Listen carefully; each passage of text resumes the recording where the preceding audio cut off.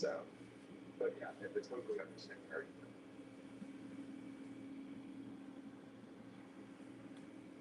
Let's see here. That's a really good question, though. Daniel,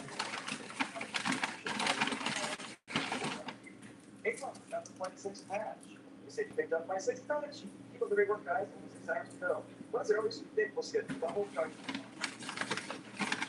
I'll say.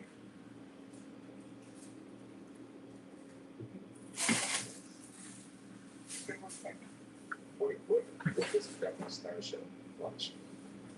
2:30 the same day. Yeah, it's 2026. I think it's unlikely that by the end of next year, the next 2 patents online at the same time. Because like 30 that we have to be done next year. It's the shit that it's not extra little games. But it's operational to have it online to do upgrades to it. So yeah, I would click on it instead. So I have thoughts. 2027, we just can't take fit to get started with operations on the running peak. What you would see, but we see 2 different launches from 2 different launch sites. And both of the Starship and peak. I think the 28 will be trying to get the same thing for, the same one, but even without the launch of the single thing.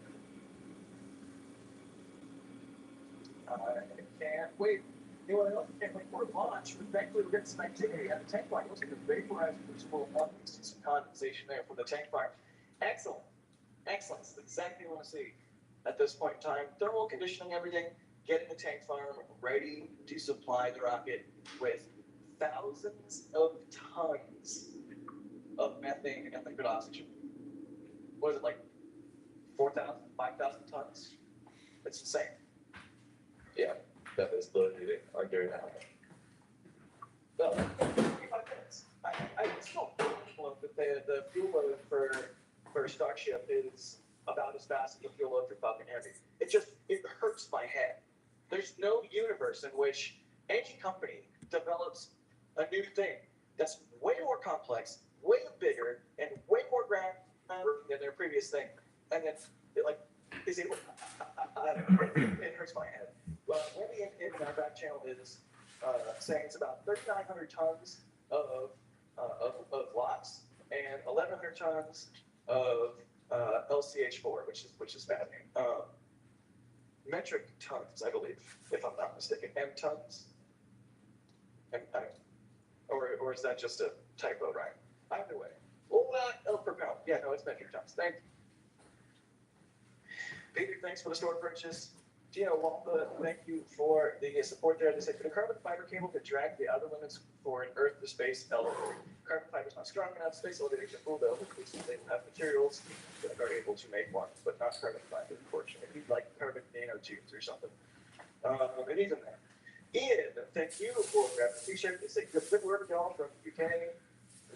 Michael, grabbing a 6 patch. Thank you so much. Seriously, the support. It makes me happy. Thank you all so much.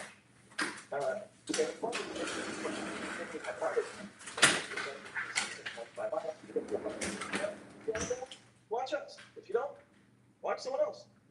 There's plenty of options. That's sort of the nice thing about this. But we're glad that you like what we're putting down. Brian, grabbing what we're going to grab. The Flight 6 package. They say shuttle fuel doors work very well. Yeah, in addition to the landing gear, Sawyer, they also have to have those doors on the belly of the shuttle for the lines that went from the external fuel tank into the orbiter, right?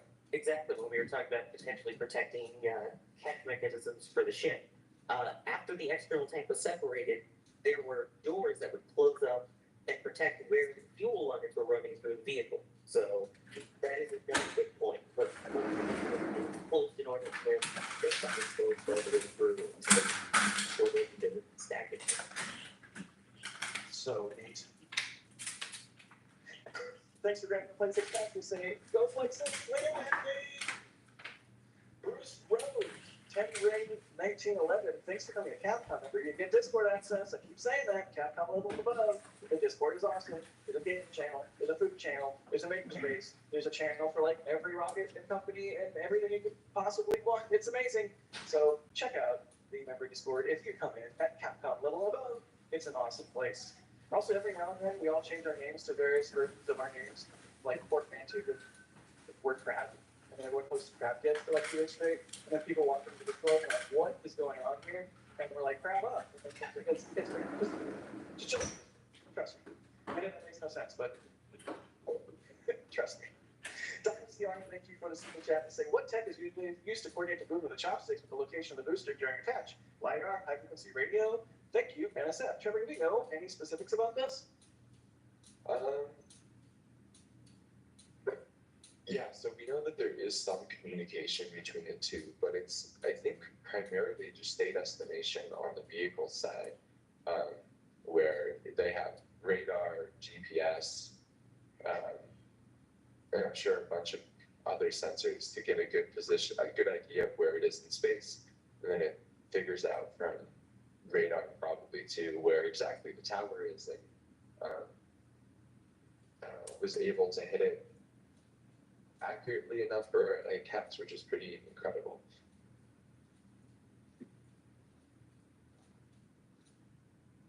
Pretty incredible indeed. Keep down 58, thank you for coming. Can I remember Annette? I bet that's Byford. They say, there you go, Graham Bateman, another one to your set. Nice.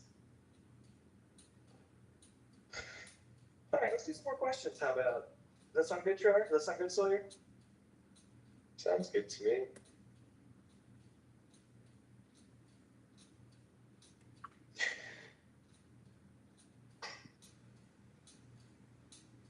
It sounds so good that now it's funny.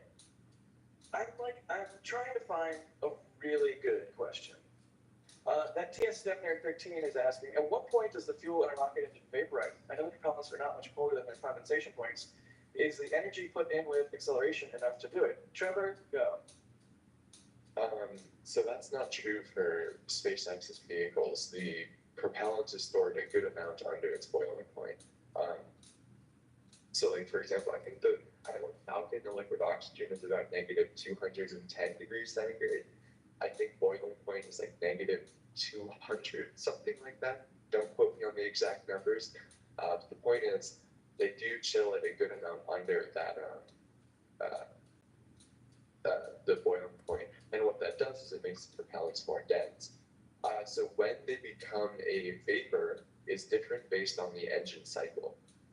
For Starship, because it's full flow, everything becomes a gas in each preburner, and then you have this gas-gas interaction going on in the main combustion chamber, and that is one of the really, really big advantages of full flow stage combustion. However, this is not the case in other vehicles, like for example on Falcon. Not all of the propellant entering the chamber is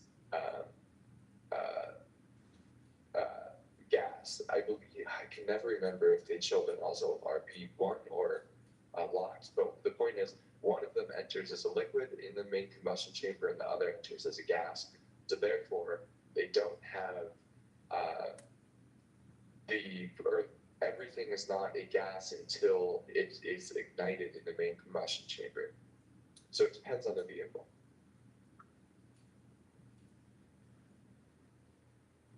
Good deal. Here's a really cool question. Adrian is asking, do you think a future crew of Starship will be able to hear the forward flap motors moving when controlling the ship? Famously on...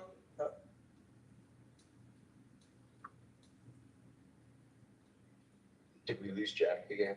I think he had some visitors pop in from the sounds of it. Famously on, I'm gonna get Shuttle. No, sorry. Famously on Dragon, you can hear the vehicle making various noises, pumps and things like that. So I do wonder if they'll be able to hear the flap motors moving. That's really fascinating. I don't know. What do you think? I mean, I don't see why they wouldn't. Although I guess the difference with the noises on Dragon with the fuel loading is that you're sitting right directly on top of it, as the fuel is loading in, but I think it's potential to hear it. That's really neat to think about. I can't wait till we see a crewed Starship. And I really can't wait until we see a sophisticated Starship. Jokes.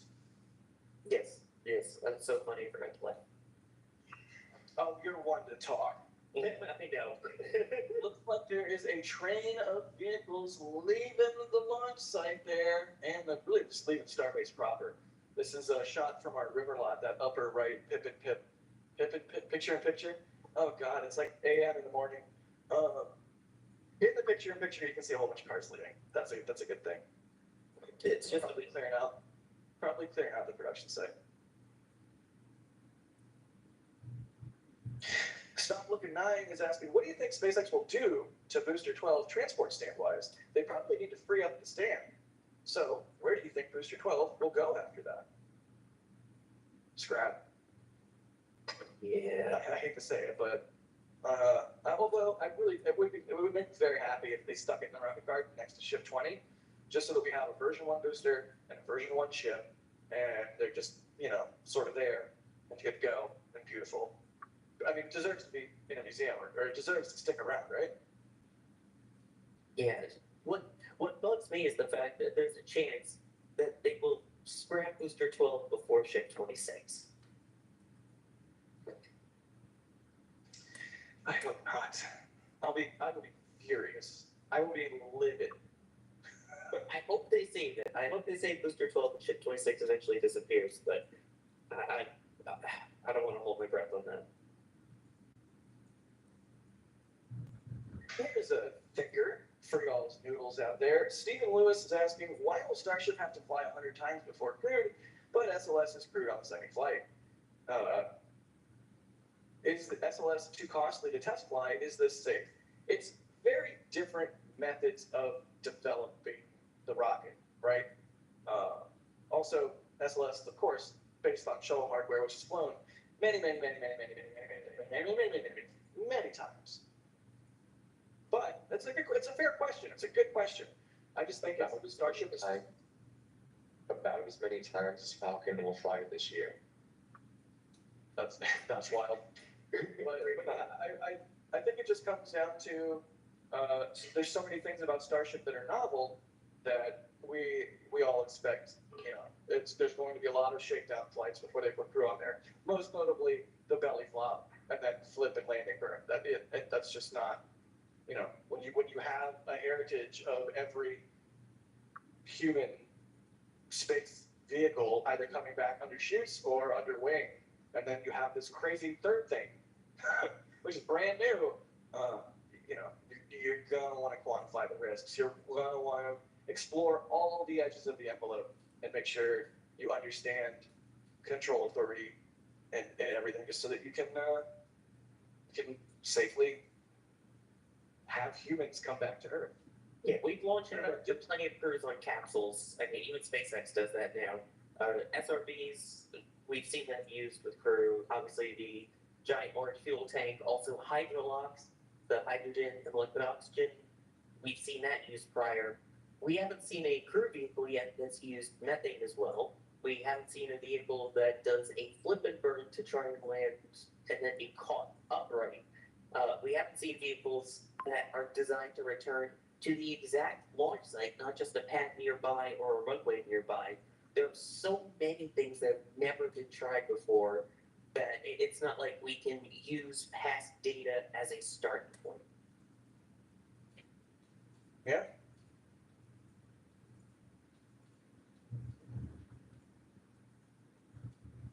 Also a reminder that the first shuttle flight was crewed, so shout out Bob Griffin.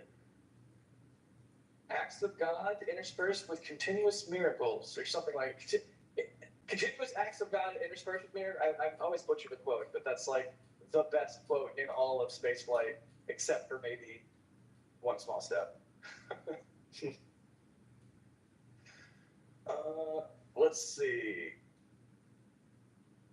Sam Miller is asking, do you think the human landing system gets launched on a Block 2 booster or a Block 4 booster? 3.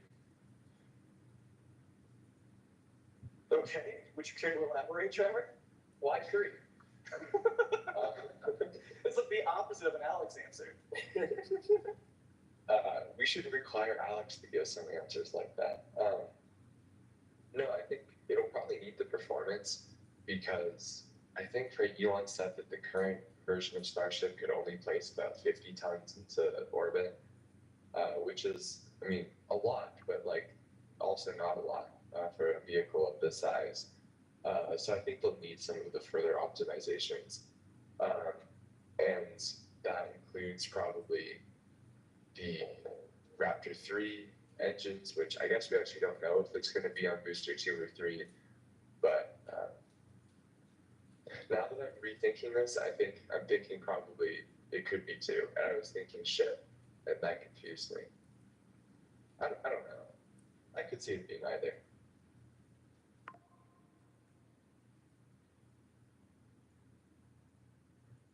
And Jack's muted, I bet. Are you there? Did we lose you? No? Hello? Oh, Trevor's answer. Really? Okay, I must be having some connectivity issues here. So if I just go silent for a hot minute, feel free to just pick up the baton and keep running. But yeah, My permission to pretend to be you and then talk about kilts. no.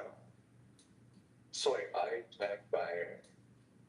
You solemnly swear. stop. Stop it. It's not funny. You're right, it's hysterical. Stop it. All right, hold on. Let's do some more viewer questions. Y'all, once again, type at NASA Spaceflight in chat. We'll see your question pop up in some software we have running in the background, if you could call it running. I mean, it's trying to run, that's for sure. Max B is asking, odds we will see a giant inflatable escape slide on a ship eventually, like on an aircraft. Hey man, if we ever do point to point, we're gonna have to see stuff like that. You see, it might be hilarious. When I went to the tower escape system that they have in Slate 40 with the giant slides that you go down to get away, that was where my brain went first, but that would be cool.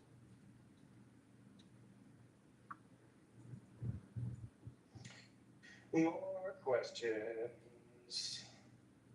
Henry is asking, can a vehicle launch from one pad while a vehicle is being loaded on the other pad? If so, could the second vehicle launch as soon as the first booster was caught? I don't see why not. What do you think, Trevor? Yeah, I mean, they do this for Falcon.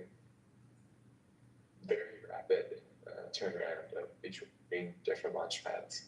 Obviously, those are a bit further apart, but like, yeah, I definitely think this is something that will be very, very common in the future. Good deal. Turtle Sanctuary, thank you for the support. Then you say, do you think one shipload of Starlink satellites deployed in lunar orbit would be enough for complete lunar coverage? I don't know. My gut is probably, but I'm so not a rocket scientist, so. Definitely not. I mean, of course, it depends on the orbital altitude, but definitely not. Even if it's like 60 Starlinks?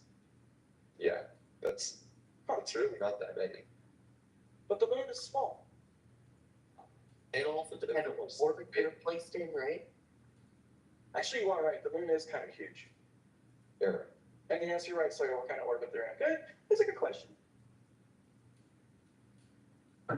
Anonymous, grabbing one of Max's prints from the store. They say, decided I simply must have this. Love Max's work. Thanks, Asaf. I love Max's work too. They grabbed the moon print. Max is sitting next to me. You guys can't see it, but he's sitting next to me. Love you. Love you too, Max. Seriously though, thank you. It really means the world to us photographers when someone buys one of our prints. Not the least of which because it helps us defray the cost of rentals and things like that. The equipment purchase, it's just that stuff adds up. So how much did you spend on rentals this launch, Max? Over $1,000? Yeah, I'm at 900 on this one. And I could have done more, but I was like, Black Friday's coming up. I might need to get on. But yeah, the stuff ain't cheap. You know, we get a lot of support from NSF, but also if there's some kind of crazy thing that we want to try, that's sort of on us. So, really appreciate when people buy the prints. Chaos Embodied, thank you for the support. And it's a whole entire, it's Daryl Swordsman. They're here in town from Kansas. Cool, I'm glad you're working on the card game. Thank you so much, buddy. Rob Trike? I can't read. Wow. Rob Trike. I'm good at this, I swear. They say, if you guys can't say nuclear, how do you say none? What? I don't get it. New end? Like, I guess a non. No, the nuclear. I don't James, thank you for grabbing some stuff from the store. They say, I'm expecting the Gene Rally to personally deliver these to the Still Shack. I don't know what that means, but Gene better do it. Samuel, thanks for the store purchase. They say, thanks for the coverage. I'm an engineering student at the University of Texas in San Antonio and a working machinist. I really appreciate y'all putting in the work to help further interest in spaceflight. Thank you so much. Sam, that's why we do what we do. Don't be really excited about the world, especially aerospace, is in desperate need of machinists. So keep on that track, and you will have a very cool job very, very quickly. Yeah, that's true. Norris, thanks for the sword purchase and thanks for the stickers. I'm glad we have stickers again too. Jason, also thank you for grabbing a Mac print from the store and something else as well. A couple other things. They say needed an IMC5 print and of course had to get a holographic sticker set. Thanks to everyone at NSF. You guys are the dream. We really are. In no small part thanks to your support. Fire Striker. They say couldn't they use large batteries or set up a time delay to avoid wasting battery while waiting for a launch? Battery. What? This is in talking about the student experience. Oh, that's right, because we're still way behind on the support queue, which is why I'm running through these very quickly. Ramraj, thank you for the support. Joshua, thank you for the support as well. Grabbing the Flight 6 patch. Casey Smith, thank you for the super chat. They say, when do you guys think that we will see significant payload to orbit? Over 50 tons.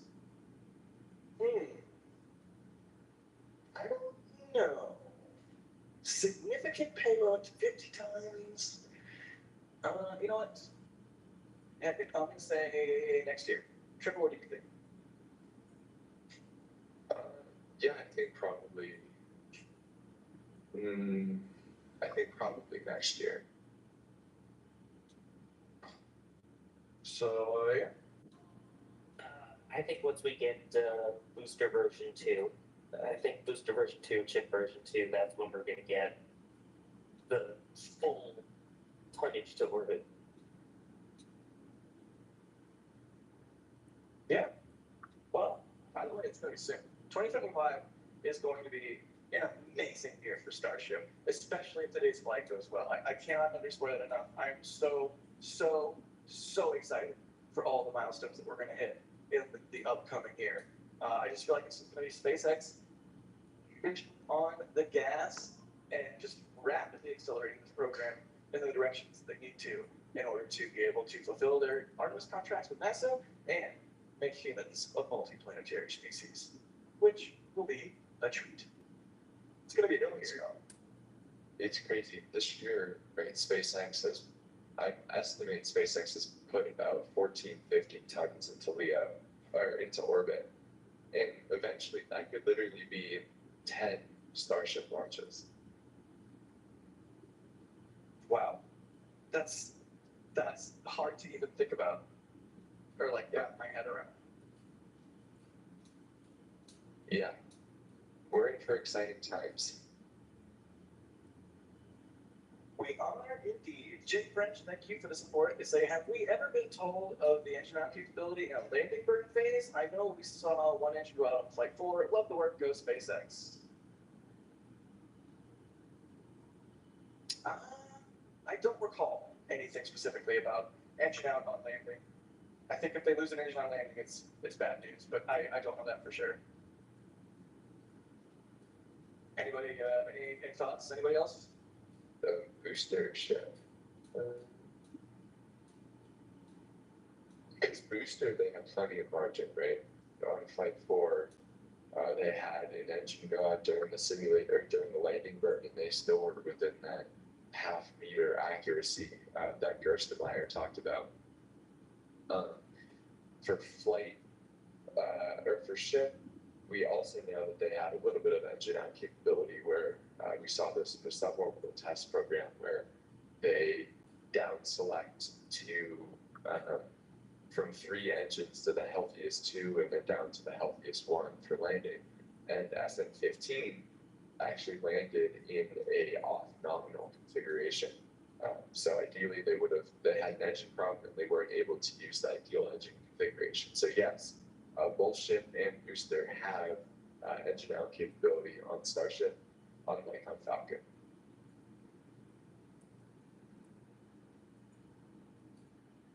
Neat.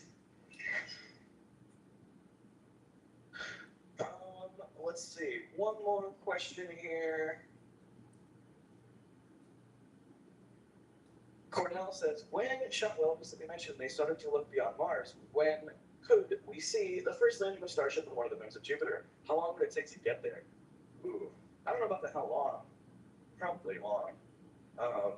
But we always talk about Mars. Like, what about a Starship mission to Venus? What about a Starship mission to one of the moons of Jupiter? Or a Starship mission that is just like a bus for some sort of giant, science payload? That would be so cool. When do you think we'll start seeing cool stuff like that? Sawyer, go first.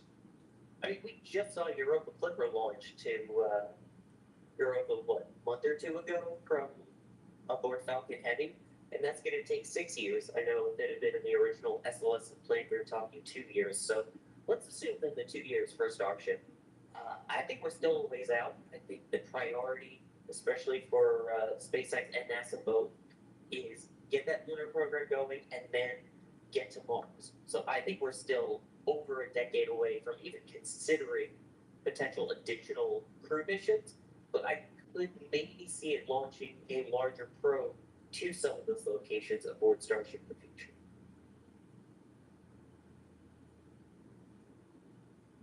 Chip, what do you think?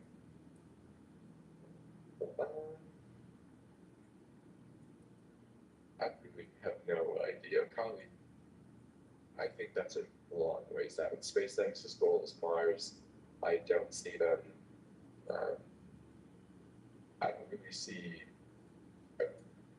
them focusing on anything else until there is a self-sustaining colony on Mars. Like, SpaceX was founded with this laser focus on this goal. I mean, you could go on any SpaceX job application or any SpaceX post on their website. It basically all starts with SpaceX was founded with the goal of making humans multiplanetary. And until that checkbox is ticked, I don't see them losing focus on that goal. Yeah, that's completely fair. I do not disagree. All right, I want to do some more support, but before we do, I do want to take a moment and let's talk about what's going on with the weather today. We have our very own Adam Stuker sitting right next to me. I'm going to hand him my headset. But yeah, our weather guru is here, so let's hear about the weather. So the weather for today, it's going to be very close to what we saw yesterday when the forecast that I was showing. So basically, we're going to still see highs around upper 70s to right about 80 degrees, right around the launch window. We're still going to see those north to northeast winds, roughly 10 to 14 miles per hour at the same time. The only thing we're looking at is obviously SpaceX has mentioned that the weather looks favorable, and those winds I've been showing you all aloft over the last few days. Those look to be still steady and just under the limit, so it looks fine there. The only other thing is visibility is great because we have humidity levels down now around mid-40s to 50% relative humidity, so it's making for very clear conditions right now looking at the tower. The only thing that we're tracking is there is some clouds that are going to be intermitting over the next few hours that are coming in from the west. They're trying to break up, so there's a good chance we could have, some passing clouds, but overall, I think the conditions going to be great for the launch. Awesome. How is weather looking on the alternative days if they do have to push for any reason? Wednesday for sure is an absolute no-go. The latest data that I looked at that, there's just going to be too strong wind shear on that day. There's going to be really strong north winds on Wednesday. Thursday is starting to look like that could be another potential day as we go into Thursday and Friday. We'll finally get these troughs that are coming in. That's causing a lot of weather disturbances up to our north. Those will finally pass through, and that'll kind of let the conditions calm. But right now, we're in the lull between those two systems, so that's why today's a good day. But yeah, Wednesday, I would say absolutely no. That looks definitely off charts and off limits. But by Thursday, it could be really close to today. So it'd be another day like close to watch, but maybe within limits. So that would be my guess from the data I've been looking at lately. Awesome. Any other questions for the weather? While you're having one? I can't think of any. So No, keeping an eye on the chat as well. Yeah. If there's anything. I guess the only other questions are out for the ship landing, but I don't think that's a requirement for launch conditions for this one. So I did look over that for the Indian Ocean. It still looks the same. It has a little bit of low-level directional shear, maybe a few passing low clouds in the region, but overall, I think it still looks favorably for ship landing in the Indian Ocean also. I think it looks very favorable. Beautiful. cool. Yeah, if anyone in the chat has any questions for Adam, list them now.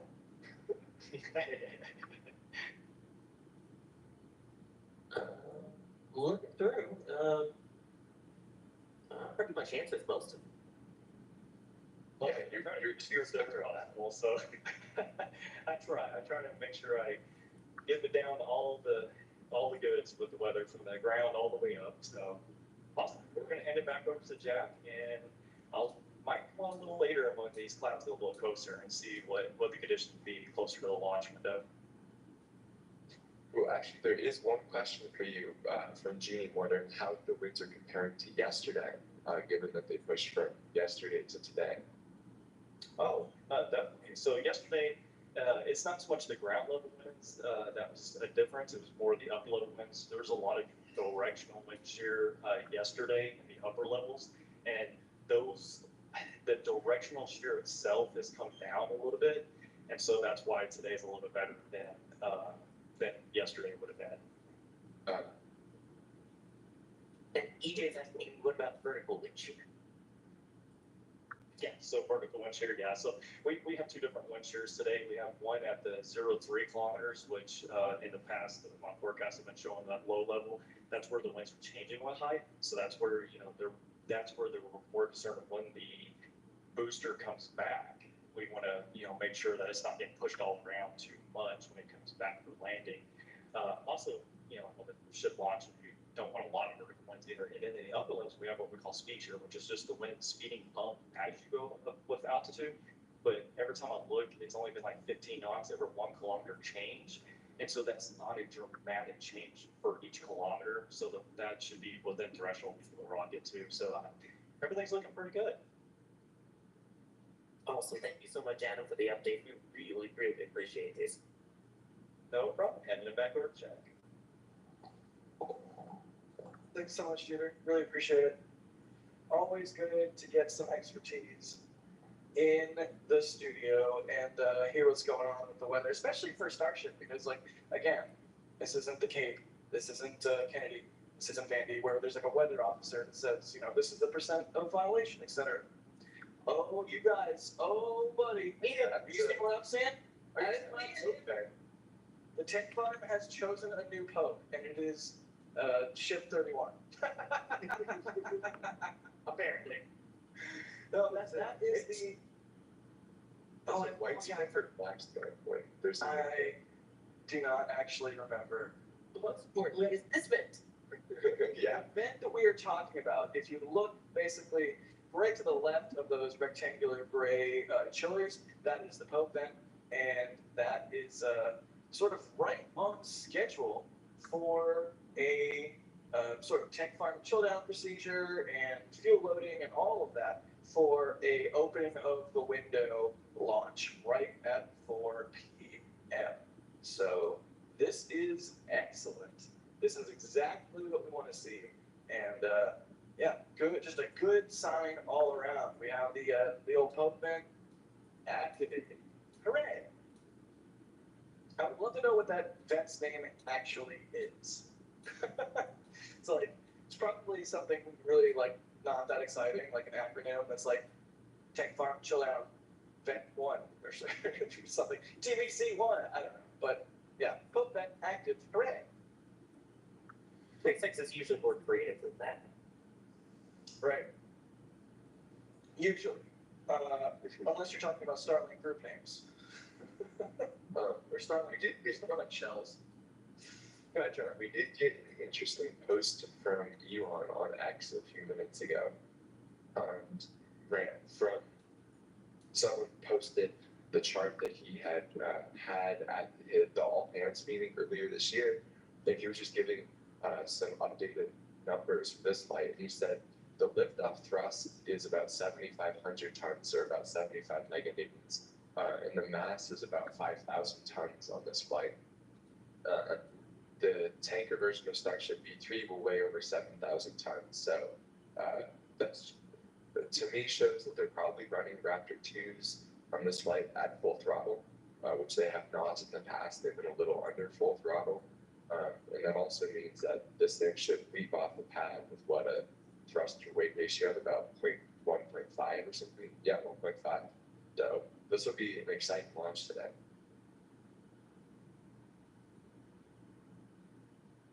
Exciting is the word of the day. It's going to be a really, really good one. And Pope vent starting up is just another sign that we are in store for the most surreal possible sight that you could see right now, November 19th, 2024. Just the craziest science fiction, not even better than science fiction, just brought out of actual steel. I'm excited. Can you tell I'm excited? I can tell. Not obvious. Trevor, are you excited? I am excited. I was a little fatigued at the start, but I am. That's going away, especially as this tank farm activity starts. That we're in countdown. Excellent. So are you excited? It never gets old. So yesterday I was at the GSAT 20 Falcon 9 launch, and even though the quote unquote regular-ish Falcon 9 launches are exciting, so add this in, and I mean, it just gets even more exciting. Oh yeah. All right, I am so far behind on support. So here we go. I'm gonna try to do this as fast as I can. Good luck, Jim. Jim Graves says, "Glad we celebrate my birthday with a big shiny rocket launch. What a great time to be alive, and happy birthday to Dan too." Chat, say happy birthday to Jim Graves. Happy birthday, Jim. You just ordered the star. How cool is that? Susan, thank you for the store purchase. They say I'm in stupid training for work. How can they expect me to concentrate with the launch in a few hours? But tuning in on breaks. Thanks for the coverage. David, with purchase of the Flight 6 patch, says, "Just want to thank you guys. You rock. It was a real blast to be there for Flight 3. Have to watch from home today. Wish I could be there. Sorry you can't be, but at least you can be hanging out and watching on stream." Alexander Sterling, thank you for the support. They want to know when we'll see Windows on the ship. Sawyer, go. We like Windows on ship. But I think they use their own operating system. I don't think we'll ever see Windows on them. All right, Sawyer's banned from answering. No, I think Trevor, what do you think? I wasn't serious, but go ahead, Sawyer. 2026. I think once we start getting towards HLS, then we'll start getting Windows. So first HLS test, I think we'll see it. Yeah, that's a good call. Micah, thank you for the support with the store purchase. They got the Flight 6 patch. They said, oh my God, you can send messages live by buying merch. Wow, I hope this gets read right after the great Jared Walker. Okay, what did Sorry. But also, yes, you can send messages by doing the super chats. You can send messages by buying merch. Pro tip. And you know, it's just it's just fun. It's just fun to see everyone coming out and support and thank us for what we do. We really appreciate it. We love what we do, so that's why. Oh, I'm not going fast enough. Jeff, thank you for the support there. Matthew, thank you as well. There's Flight 6. Haven Deuce, thank you for the support there. They say, I heard there are some Vulcans watching the skies today. Will you live long and prosper? Yes. Yes, we will. Fire Striker, thank you for the support. They say, well, my thing's glitching again. Jay, the panel's glitching again. They say, if we lose Ship 31 at reentry, how will SpaceX figure out if it was lost with the missing tiles or the steeper reentry profile? I assume they have it instrumented well enough that they'll be able to know one or the other. Trevor, what do you think?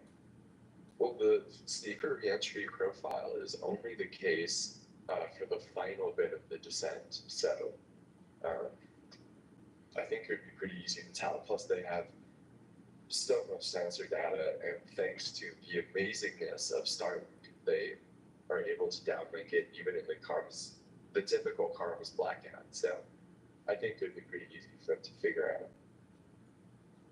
So, your thoughts? Oh, God, the amount of sensors and things that they have on that ship. I'm sure there's even more that we can't see as opposed to the additional ones that we've seen for these flaps. I think they've got so many sensors that they'll be able to tell quite easily whether it was a structural thing, whether it was a heating thing, whether it was a stress thing, and be able to go from there. Indeed. I mean, I think we've seen tiles with stuff written on them, like, do not remove, do not replace instrumented or something like that.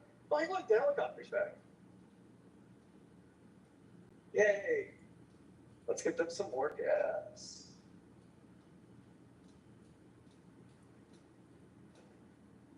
All right. I'm going to keep trying to cut down on the delay here that we have on thanking people. So we're still like an hour behind. David, thank you. Sam, Simonson, thank you. We've been talking about the changes for Flight 6. I'm sure we'll talk about it again here in a little bit. Mike Bundy, thank you so much for the support. Pete Raymer, thank you for becoming a pattern member. Sebastian, thank you for the support. To say, why didn't the SpaceX active cool the launch tower before launch? Like, let's say like the cooling on the engines are cooled with lower refurbishment costs. I do sort of wonder why the tower doesn't have some spray of its own. I know a lot of ULA's towers will sort of have a water system, even if it's just after launch to wash off SRB residue. But yeah, that would be interesting just to see. Who knows? This is just Launchpad version 1. Neil W, thank you for the support. Can anyone explain Elon's whole 420 thing? I mean, number fine, I think, is the whole entire explanation. Mustache Mike TV, thank you for becoming a Capcom member. Again, Discord access to Capcom members and above. Russ Caldwell, Red Team member, thank you so much. Rob, thank you for the support. You say join stream late. Sorry if I already asked. What specifically will be different about this flight to the last? Can you go over it again? All right, Trevor, let's give us a speed run on this.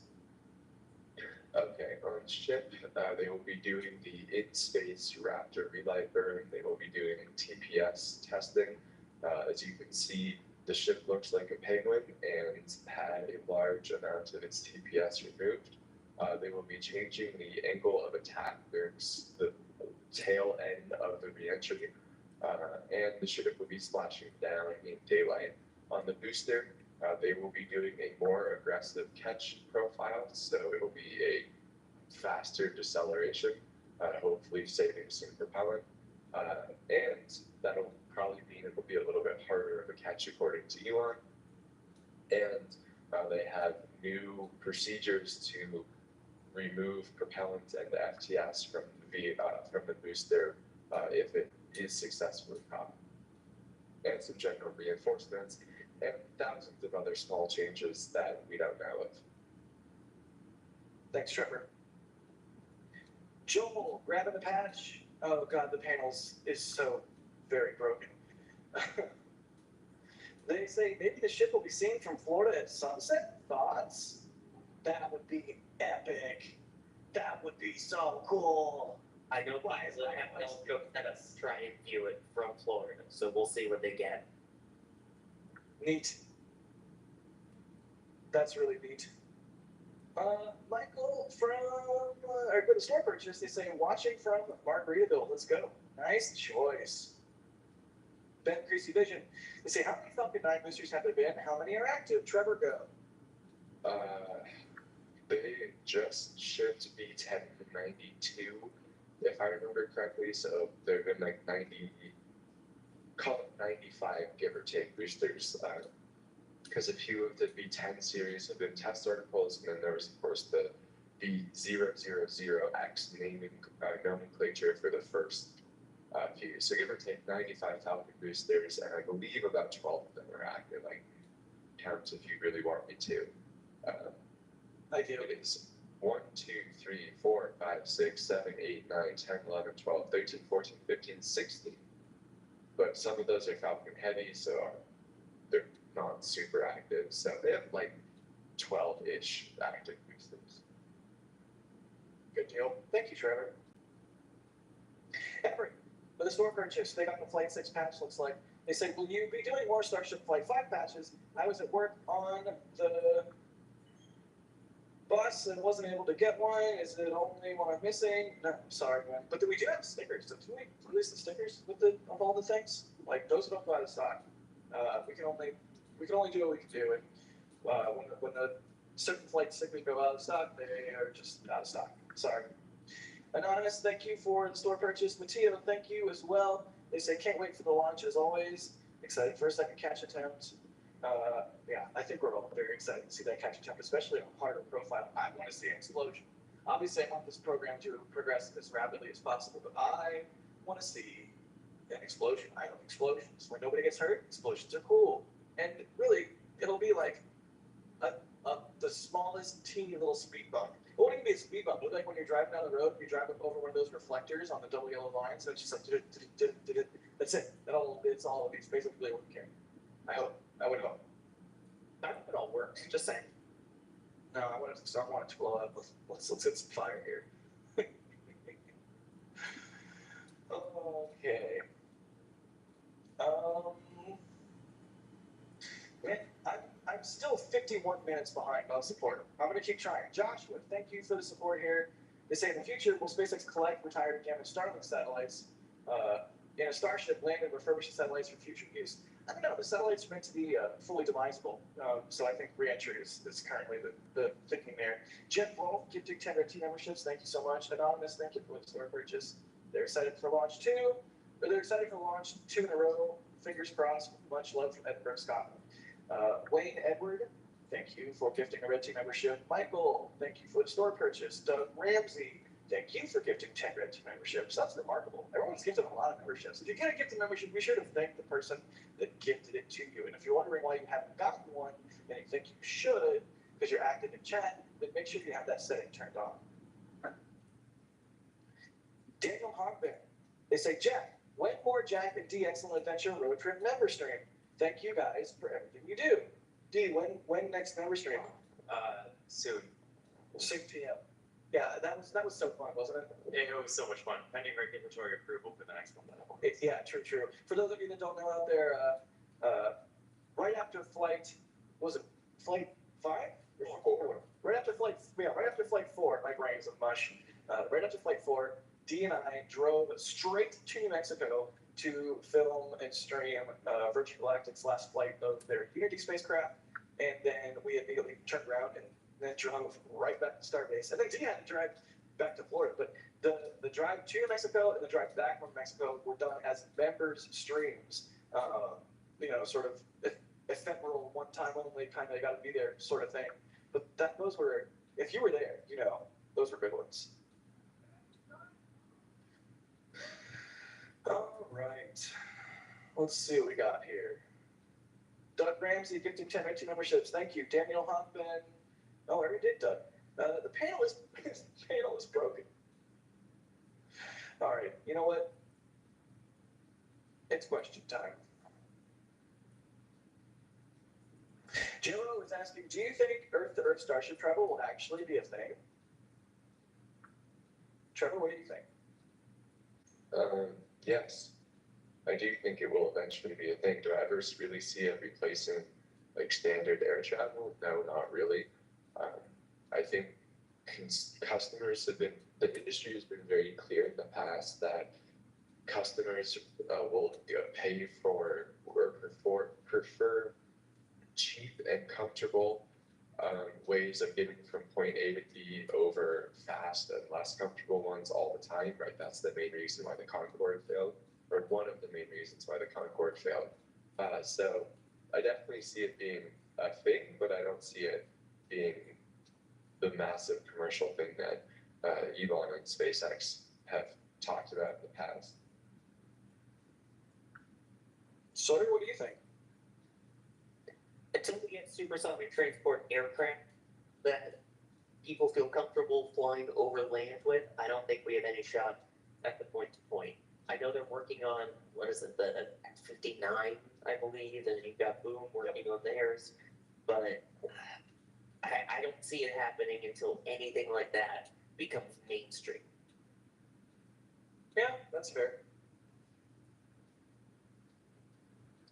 Falcons, thank you for the support. They say some patches and stickers. Let's go! Awesome. Thank you so much, Falcons. They got the Flight 6 patch, which is a smart thing to do because guess what? They're selling out fast. And I know that sounds like I'm just being like, hey, they're selling out fast, you better buy one. But no, this is me, Jack Byer, giving you, the viewer, a pro tip. These are selling out fast. I see people in chat day in and day out, stream in and stream out, being like, oh no, I missed out on this patch. If you do not want to be that person, stop what you are doing safely right now and buy the patch. It's imperative. It's a really good looking patch. It's a 100% high quality patch. If you were to say attend a launch as a news media member and you got a patch from a launch provider, this is an equally high quality patch as one you would get from a launch provider. Also, it is 3 days away from our Christmas deadline for the knitted sweaters and blankets and beanies. So if you want to get some holiday merch, you have 3 days left to order before you get it in time for Christmas. So there you go. That's the store plug. We hope you like the merch. Also, buy prints. Buy prints. All right, moving on.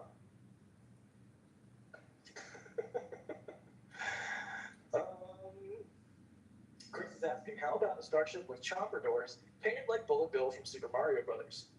Yes, I am so here for that. Trevor, do you even know what Bullet Bill is? Only because of the Ship 26 memes, but I will save myself and not say what I was going to say. Never played Mario Kart, Mario Party, none of that. No, All right, moving right along. Let's not bully Trevor for once. I strongly dislike Mario. Trevor, don't move on yourself a hole. Don't dig. Don't. Let's just. Oh, let's see what else we got here. Tell you what, Slayer, can you check some questions in the queue, and I'm gonna keep running through support. Anonymous says, I think this is your best patch yet. Thank you for all you do. All the amazing coverage. Go FT6 for SpaceX. Go NSF. Yellow Bass, Anonymous. DJ, thank you for the store purchase. They say RRTLS, real return to launch site. I mean, true. Wayne Edwards says woot woot with a bunch of rocket emojis. Thanks, buddy. Timothy, with a store purchase, they say, please send my missing patch 5. Thanks, Tim. Oh, Tim, reach out to the store team. Anita, grabbing the Flight 6 patch. They say, hi, thanks for the great coverage. What number Starship do you think will be caught on land? I'm going to say 38. Trevor, what do you think? I think 36. Yes. Sawyer? Just for the memes, 42. I thought you were going to say 37. Good deal. Yeah, 42? No, that's way too far away. Come on, give us a real answer. And alright, fine. Real answer, I'm gonna go 35. I think it's gonna be sooner than we think. Well, So it's in 3 flights, excluding space. I think that's plausible. Anonymous, thank you again. Oh no, we already did that one. Thank you for the support. Neil. Let's see, they got something from the store. They got a Flight 6 patch. Good job. They say, I hate that I missed the Flight 5 patch. Thanks for all you do. See, what was I just saying? What was I just saying? Rick, I'm not even gonna try and say your last name. Oh no, it's not even Rick. It's Renee. I think my eyes are starting to go. Maybe eat more carrots, even though that's not a real thing. No, it's not real. Eat carrots and they're good. Yeah, carrots are delicious. Jonathan's asking, how significant mass-wise are the tiles that are moved from Starship? It was like half the time. I feel like that's reasonably significant. I mean, that's what, half a ton more payload instead, right? Yeah. That wasn't a very affirming yeah, Trevor. Do you really think yeah, or are you just saying yeah? Yes, that is like half of a full-size Starlink satellite that they gained. All right, fine. Now I see why your yeah was so soft. When will prop load begin? I is asking. When are we expecting prop load to begin if they're going right at 4? Well, that was the go poll. That happens about T-minus 1 hour and 15 minutes. And if that's the case, then just under T-minus 50 minutes is when we should start with the ship propellant load. And then, that would start the methane first and then the liquid oxygen about a minute later. So that would be 3:10 local time. Good deal. Not too long from now. Things are getting really, really real. And holy cow. No, you know what? I can't even say it. I can't even say it. Should I say it? Max told me to say it. So if this jinxes it, it's Max's fault. I see blue sky. I see a lot of blue sky, and that makes me happy. Some good light. I see blue sky. Let's hope these conditions hold. Knock on wood, Trevor, is the final part of that statement. Why are you not explaining this? Because Max said to. It's Max's fault. No, I don't think of that. No more responsibility for this. No, it's your Too responsibility. late. It's on recording now.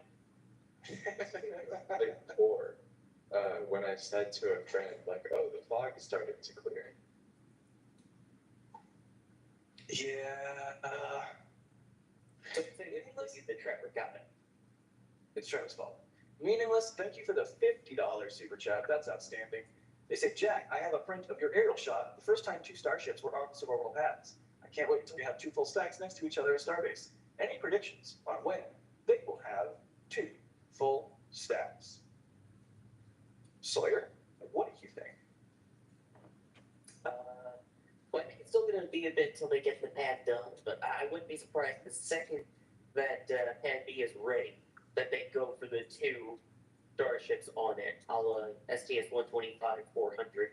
So I think as soon as Tower 2 is ready, expect it. Trevor, what do you think? I think SpaceX is very rapidly going to, I don't know how much overlap there will be between Pad A and Pad B being operational to start. So I wouldn't be surprised if, like, Pad A has its first launch and then its last launch, and then Pad B has its first launch with a little bit of gap between them. So my guess is it's not going to be until the upgrades to Pad A are done, which is probably, 2026. Yeah, that's fair. All right, well, we do have a store message from Anonymous. They got a Max print. Good job, Anonymous. That's a beautiful image. They say, been a hopeless rocket nerd for more than 62 years and I'm a faithful NSF since tank watching days. faithful NSF watchers this Tank Watcher Days. Love all you do. Keep up the good work. Thank you so much, Anonymous. Thanks for grabbing the print. I know Max really appreciates it. Do you appreciate it, Max? I love you. Every time I looked over me, that's all you said. Love you. Wait, let me try again. Love you. It makes me laugh every time. Okay. If only you could be here and witness the insanity between Max, D, and myself. It's a good time. It's been a good time. I'm excited. I think we're gonna have another BTS hit from D in the launch stream, and that should be a real treat. Love you. Stop saying that.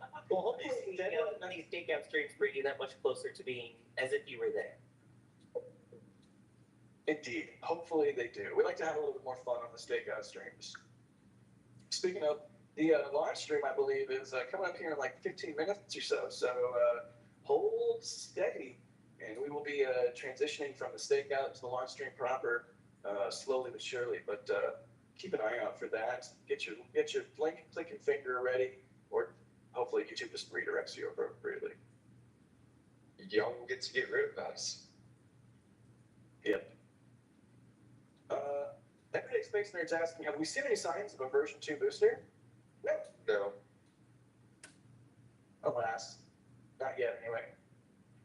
Although the other day I was driving past the Star Factory, and that new, like, nice front entrance they built, if you are in the exact right, like, atom of space, you can see through the doors into the factory, on the factory floor, and see various sub-assemblies in production.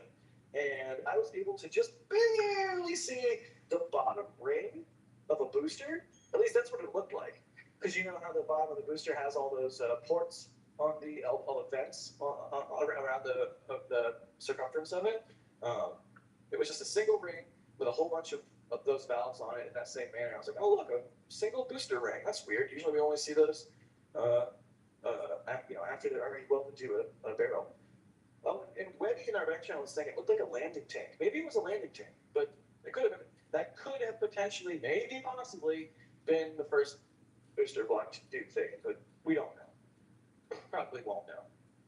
But we have got our eyes peeled for block 2 booster hardware, because that's going to be another very important puzzle piece here in Starbase. Robert Blake, thanks for the store purchase. They say, let's go. JL, thank you for becoming a pattern member. Jack, with a store purchase. Looks like they got, what did they get? Flight 6 patch. They say, thanks for the great coverage. Can't wait for Flight 6. Tim C, thank you for the support. They say, which direction is the sun now? And where will it be at launch time in each of your primary views? In each of the primary views, bro? All right, in this frame, you know how many primary views we have, bro? In this one, the sun is to the right. As you can see where that bright spot is, the sun is to the right, and it will continue to get lower and further to the right from this camera's perspective. In general, the sun will be behind all of our cameras versus previous flights in which the sun has been, in general, in front of all of our cameras. So much better lighting this time around. Y'all don't want backlighting. It is not great. Minor downfall. Thank you for the support. They say, let's go, Ariane 6 flight. The roar of these Vinci engines is going to be so neat. The best part is they paid €5 to say that. Oh my god. Ron Mechanic plugged in. Thank you for the $50 super. That's very generous of you. They say, long time sound watcher. Love the coverage from NSF. Home recovering from surgery. Go Bacon, go Starship. Buddy, I'm so sorry you're recovering from surgery. Hopefully you have a quick recovery and it's not super painful. I'm so sorry you needed surgery even, but thank you for watching us. I'm super appreciative that you took the time to do your first ever super chat for us here. It really means a lot because we love what we do, and $50 is quite a chunk of change. So chat, let's get some love for Ron Mechanic plugged in chat. Hopefully they heal up quick. Ryan got the Flight 6 patch. Good job. They say, well, the streams almost made a trip down to Boca today. Muses?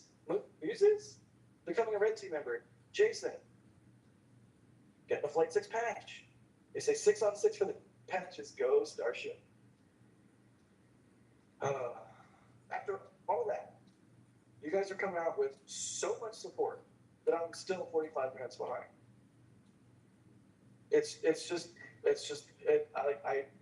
There's nothing I could do to go faster. I don't know how to go faster, but thank you all so much for the support. Let's do some more questions.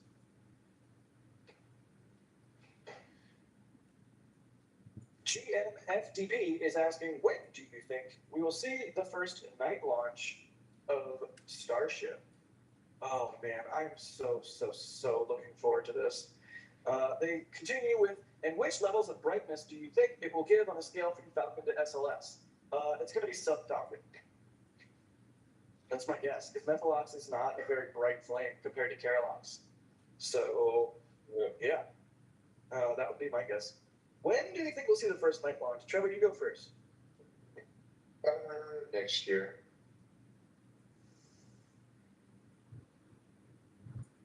Sawyer, what do you think? Not big at all. Yeah, I thought for a second I thought there was going to be more. There wasn't more. Trevor's being very brief today. Did I anger you, Trevor? You always angered me.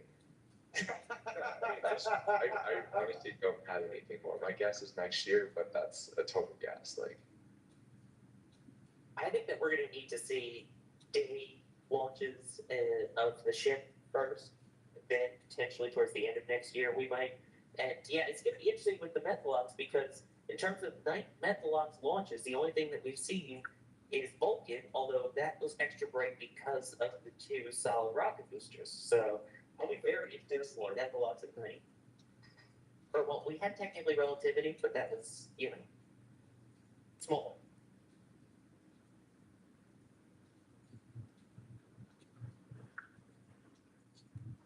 Talking while muted. Sorry about that. Christopher with the store purchase says, cheers to the NSM team. Thanks so much. Thank you all for the awesome Use Movement launch. Everyday Space Nerd is asking, do you think Starship will one day bring Hubble back? Question mark. What do you guys think? Is that even remotely possible? I think it's remotely possible. Is it probable? Probably not, but it's remotely possible. Trevor, go. no, I sadly don't think so. I was so disappointed by NASA's response to Jared offering to pay for work done on Hubble. And after NASA said no to that, I kind of don't have any faith that they actually want to save the program or anything, which sucks. It's silly. It seems like it's just stupid bureaucracy getting in the way of something that would objectively be good, but whatever. Polaris 2 will be extremely cool no matter what. Yeah, if it was SpaceX's call, absolutely. The fact that it's NASA's call, probably. Yeah.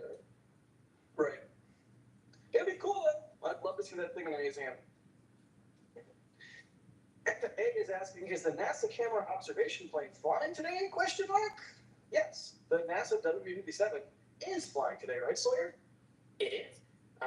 We've got the flight plan that was filed for today, and I know we have our aviation expert tracker in Brian Caton, who's going to be keeping an eye on that for us as we get into the launch stream. But we very much expect the high altitude W57 plane to be getting some awesome video of launch.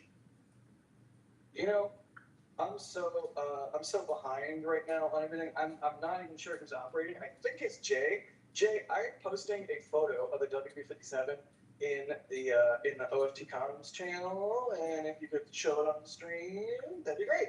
Because people, if you haven't seen this plane, it is really cool. Okay, we can't do that right now. We'll have to do it a little bit later. But when we are ready, we will talk about the W57 a little bit more. Here we go. Let's keep rolling while we wait to look at cool plane. Because not only rocket is cool, plane is cool too, right, Max? Be good. Plane. Like cut out, right? But I think you're saying plain good. And that's just plain awesome. There we go. And that is the WB-57. First off, it just looks absolutely awesome. You can see the gimbal mount there on the nose of the plane. It is just so cool. Yeah, I think I might have dropped. see. I dropped a few packets. Yeah, as they drop again. But yes, you can see that it's a very unique plane. I believe NASA has two of them, and we should expect fantastic views. It's not optimized for speed. It's optimized for altitude, right? It goes up really, really high, like 40, 50, 60,000 feet, and can get above level of the atmosphere and can get some really good views. So hopefully they release those. Sir, do you have me? Have you been having spotty? Now we got you back. Yes, you were spotty, so I was just taking over the answer for that. Thank you. I love that plane. I don't know what I said that came through and what didn't, but yeah, the plane was landing at Point Mugu, California, when I shot that. Really, really special treat. Paul F is asking, at what point do you think the Starship program would be considered fully operational? When propellant transfer is in the works, when it's launching crew, or when they do that routinely when it's launching crew and routinely launching payloads. Yeah, I guess because fully, the word there is fully operational, right? So it would have to be both payloads and humans. Sawyer, what do you think? At least payloads, I think they can make it operational. Again, Falcon 9 was operational well before it was crew rated. So I see operational being once we have the first payload deployed on a mission. I mean, they still have to do orbit first, and I think even that first orbital flight is still going to be considered a test. But once we get payload deployed, I would consider it operational. Yeah, I would agree with that, but fully operational. I mean, it's supposed to launch people, right? So not until Jared's right that thing into space is it going to be fully operational. I I do do agree. not think that one can say that Starship is operational until propellant transfer is solved, because like that is such a huge part of this program. That's true. Starship by itself is just a hog. It's a beast, and they're not going to be able to unlock everything that they want to unlock with it unless they get to a point where they can do that refilling. I mean, it'll still be a great vehicle for Leo without the refilling, but you know, it's got a lot more jobs than just that. Next up, we have a question from Stephen Lewis asking, is the reentry plasma hotter and the ship is coming in faster? Yes. What about Mars? Will the tiles be up to the entry? Trevor, is there like some kind of physics thing where it's like the faster you're going, it increases with the square or the inverse, something, I don't know, say something smart, go. Peak heating is roughly proportional to the cube of velocity. So it's cubular. It is cubular.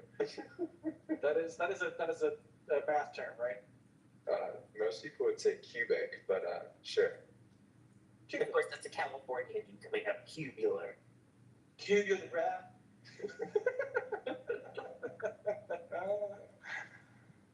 Good question though from Steven. Sawyer, you have any thoughts before we mosey on down the question trail? Plenty of thought unrelated to this question.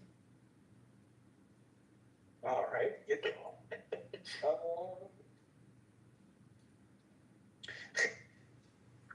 Oh gosh, I like there's no way I can keep up with all the support. Eric, thank you for the support. They say, why'd they ditch the hostage ring?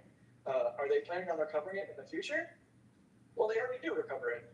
And I think they're planning on not ditching it in the future is the thing, right? Right, Trevor?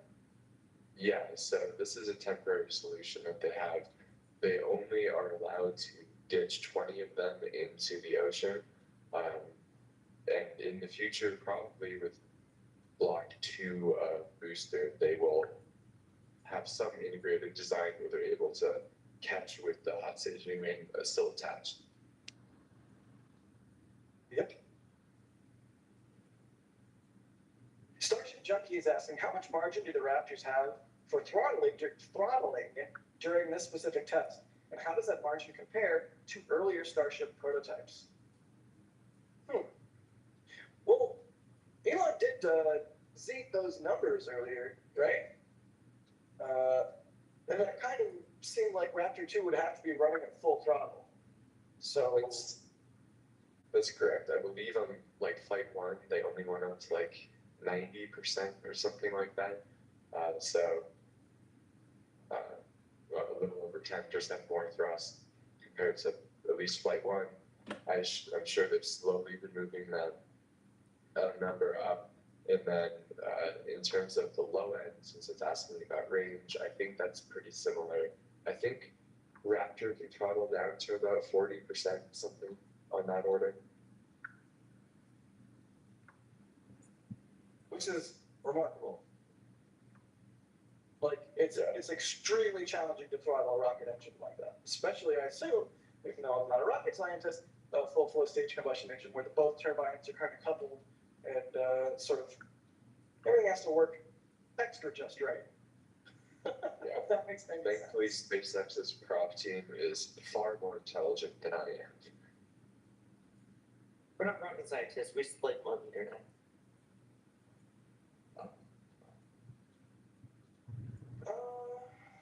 Let's see. More questions. Keep your questions coming. I'll add NASA Spaceflight in chat.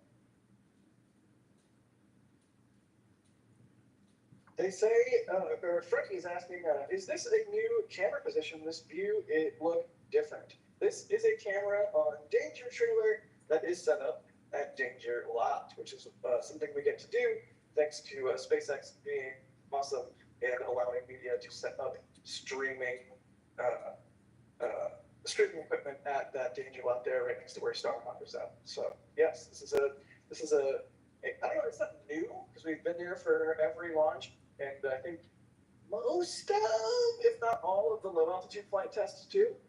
No, SN11 was the first time we put something in Danger Lot. Actually, I remember that because I was the one that played there along with Mary. Mary had great views from that one, but this resulted in the lot which saw the demise of Danger Van, correct? Flight 1 was the demise of Danger Van. But that's at that lot, right? Yes. That's right. That's why it's called Danger Lot. Yeah. It was a concrete way to go. It's not to be trifled with. All right. Hang on a second.